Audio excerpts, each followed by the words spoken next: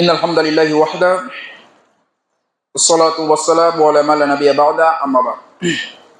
সম্মানিত উপস্থিতি, আমরা আলোচনা করতেছিলাম যে আমাদের সন্তানদেরকে আমরা কিভাবে গড়ে তুলব। এ বিষয়ে আসলে অনেকগুলো পয়েন্ট রয়েছে। আমি এখানে সংক্ষিপ্তভাবে আরো কিছু পয়েন্ট এখানে উল্লেখ করব ইনশাআল্লাহ। তো যে কথা বলছিলাম যে আজকে আমাদের সন্তানেরা বিভিন্ন স্লোগান দিচ্ছে ইহুদি খ্রিস্টানদের পক্ষ নিয়ে। যেমন একটি স্লোগান বর্তমানে প্রসিদ্ধ স্লোগান, তা হলো যে ইসলাম নারীদেরকে স্বাধীনতা দেয়নি। একজন পিতামাতার উচিত হবে তার সন্তানকে অবশ্যই ইসলাম সম্পর্কে সঠিক বুঝ দেওয়া। এটা অবশ্যই তাকে শিক্ষা দিতে হবে ছোট থেকেই, যে তুমি কোনো সময় ইসলামকে ভুল বোঝার চেষ্টা করবে না। ইসলাম যা কিছু বলেছে সবকিছু সঠিক, হয়তোবা এটা তোমাকে বুঝতে সময় লাগবে। অতএব কোনো মুসলিম ঘরে জন্মগ্রহণ করে কোনো মুসলিম যুবক, কোনো মুসলিম সন্তান এই স্লোগান দিতে পারবে না, এটা বলতে পারবে না যে ইসলাম নারীদেরকে স্বাধীনতা দেয়নি।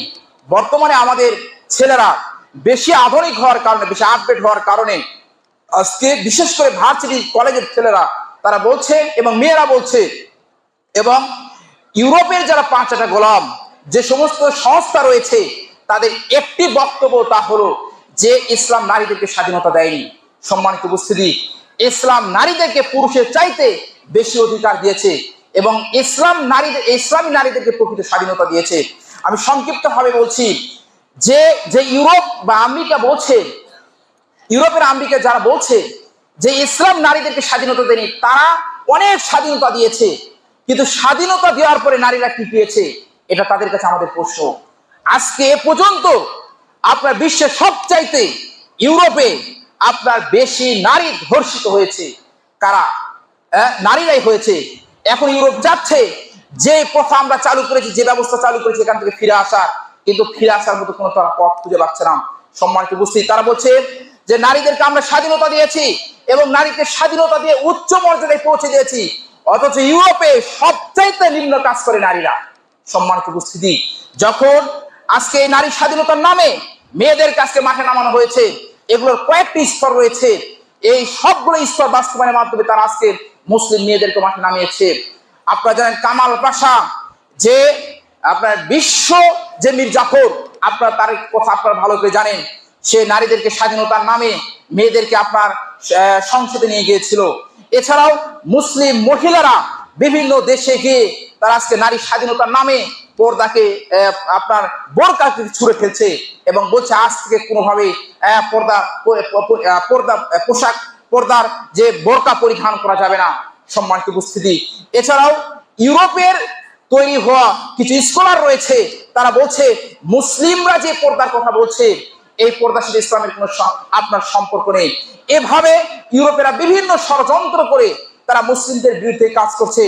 আমাদের মুসলিম নারী পুরুষদের সকলের উচিত হবে যে তাদের ধোঁকায় পতিত না হয়ে কোরআন সুন্নাহ থেকে ফিরে যায়, এবং আমাদের সন্তানেরা কলেজ ভার্সিটি থেকে কি করছে এই বিষয়টি অবশ্যই আমাদের খেয়াল করতে হবে।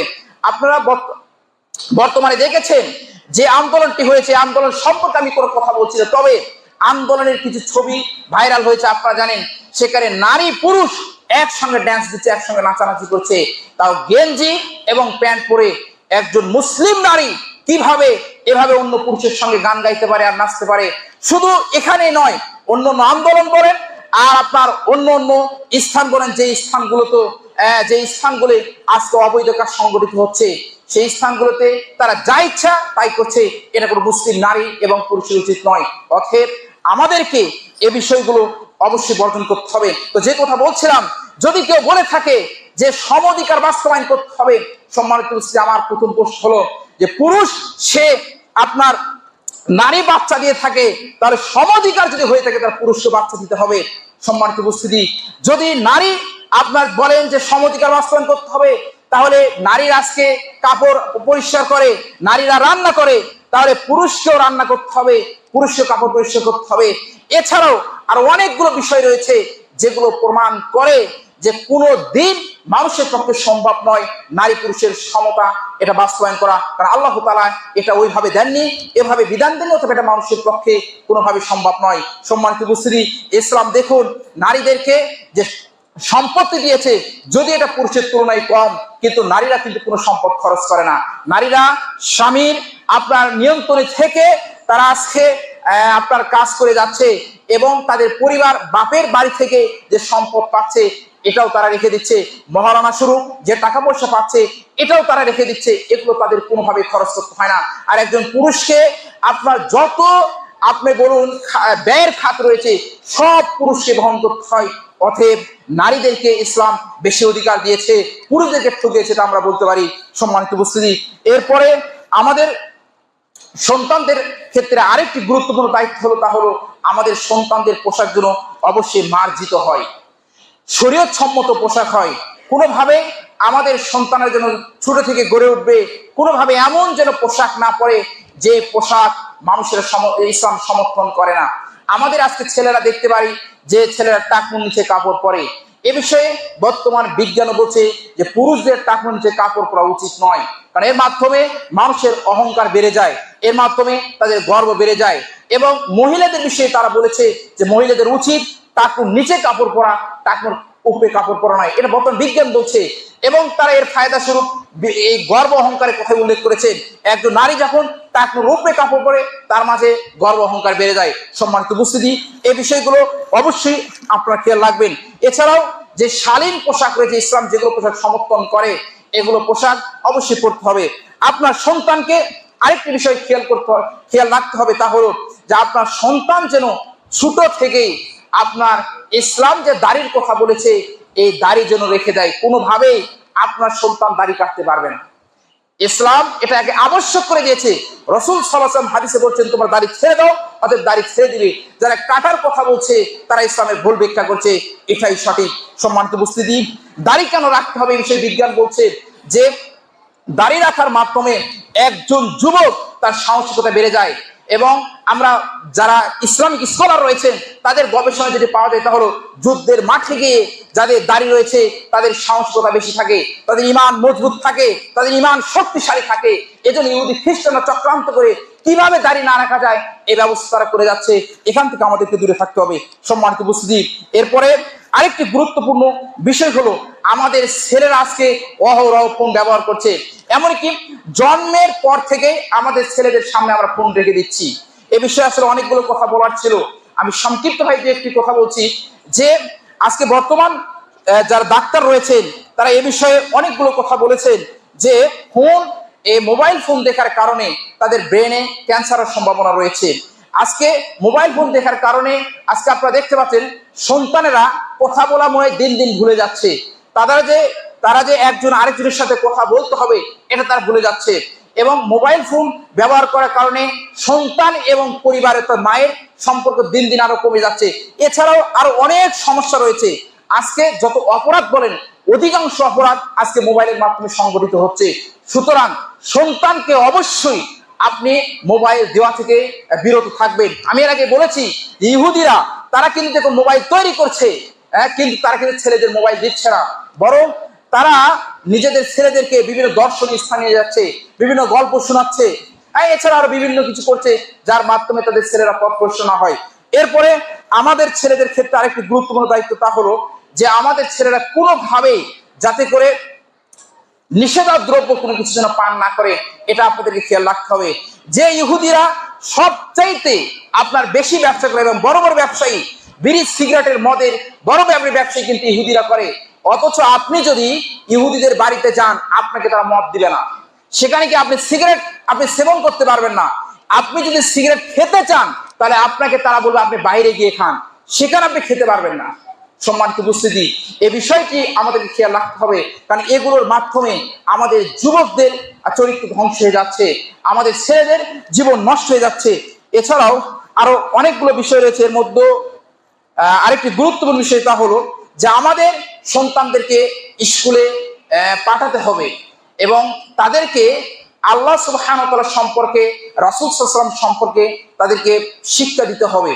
বর্তমান যে সিলেবাস বা যে শিক্ষা ব্যবস্থা রয়েছে এ বিষয়ে আপনারা সকলেই সতর্ক অবস্থান করবেন, এটা আমার জোরালো দাবি।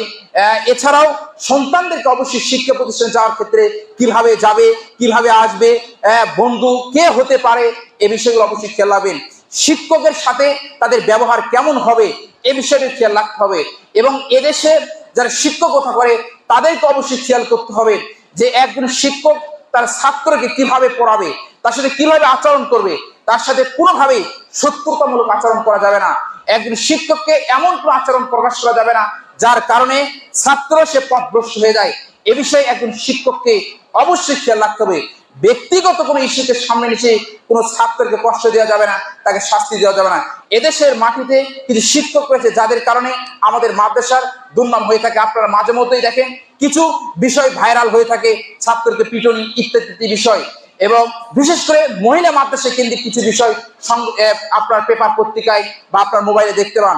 অবশ্যই এ বিষয়ে আলেম ওলামা এবং সর্বস্তরে এবং যত বিভাগ রয়েছে শিক্ষা বিষয়ে সকলকে অবশ্যই খেয়াল করতে হবে। ছাত্র এবং শিক্ষক উভয়কে শরীয়ত মোতাবেক চলার চেষ্টা করতে হবে। আল্লাহ তাআলা আমাদের সকলকে তৌফিক দান করুন। সুবহানাল্লাহুম্মা আমিন। সম্মানিত উপস্থিতি, আপনারা সকলে জানেন গতকাল আমাদের সম্মানিত প্রিন্সিপাল স্যার এখানে ঘোষণা করেছেন এশারের পরে যে আলহামদুলিল্লাহ জামিয়া সালাফিয়া আপনার সৌদি আরবের বিশ্ববিদ্যালয়, মদিনা বিশ্ববিদ্যালয়ের নাম আপনারা সকলেই শুনেছেন, যে অন্যান্য প্রতিষ্ঠান যেমন ভাবে তাদের মুআদালা হয়েছে তেমনি ভাবে জামিয়া সালাফিয়া আলহামদুলিল্লাহ মদিনা বিশ্ববিদ্যালয়ের সাথে তাদের মুআদালা যে একটা চুক্তি এটা সংগঠিত হয়েছে, সেটা আলহামদুলিল্লাহ। সম্মানিত উপস্থিতি, এর মাধ্যমে যারা অন্যান্য প্রতিষ্ঠান অর্থাৎ যারা যে সমস্ত প্রতিষ্ঠান থেকে ছাত্ররা বিদেশে যায়, ঢাকার প্রতিষ্ঠান রয়েছে, ঢাকার বাইরে প্রতিষ্ঠান রয়েছে, তেমনি ভাবে আমাদের ছেলেরাও কাগজ যারা পাঠাবে তারাও আলহামদুলিল্লাহ তারাও বিদেশে যেতে পারবে। আল্লাহ তাআলা আমাদের এই সুযোগটি দিয়েছেন, আমরা চেষ্টা করব এই সুযোগকে কাজে লাগানোর। এক্ষেত্রে আমি ছেলেদেরকে বলবো যে তোমাদেরকে অবশ্যই শিক্ষার বর্তমান যে অবস্থা, এই অবস্থাকে আরো পরিবর্তন করতে হবে। তোমরা যারা লেখাপড়া করছো 5 ঘন্টা, তাদেরকে 10 ঘন্টা লেখাপড়া করতে হবে। কারণ মদিনা বিশ্ববিদ্যালয় সহ অন্যান্য বিশ্ববিদ্যালয়ে চান্স পেতে হলে তোমাদেরকে অনেক মার্ক পেতে হবে। আমি যতটুকু জানি যে যারা 90-এর উপরে মার্ক পায়, বিশেষ 95, 96, 97, তারা মদিনা বিশ্ববিদ্যালয়ে চান্স পাওয়ার সুযোগ তাদের বেশি থাকে। অতএব তোমাদের চেষ্টা করতে হবে, যারা দ্বাদশে পড়ো তাদেরকে অবশ্যই চেষ্টা করতে হবে যে তোমাদের মার্ক যেন সকলের জন্য 95-এর উপরে থাকে। এবং আরো তোমাদেরকে খেয়াল করতে হবে যে মদিনা বিশ্ববিদ্যালয় অন্যান্য বিশ্ববিদ্যালয়ে চান্স পাওয়ার ক্ষেত্রে কোন কোন বিষয় তারা লক্ষ্য করে থাকে। আমি যতটুকু জানি এ বিষয়ে আমার অভিজ্ঞতা অনুযায়ী তা হলো যে তারা হাফেজের বিষয়টি লক্ষ্য করে যে এই ছেলেটা হাফেজ কিনা।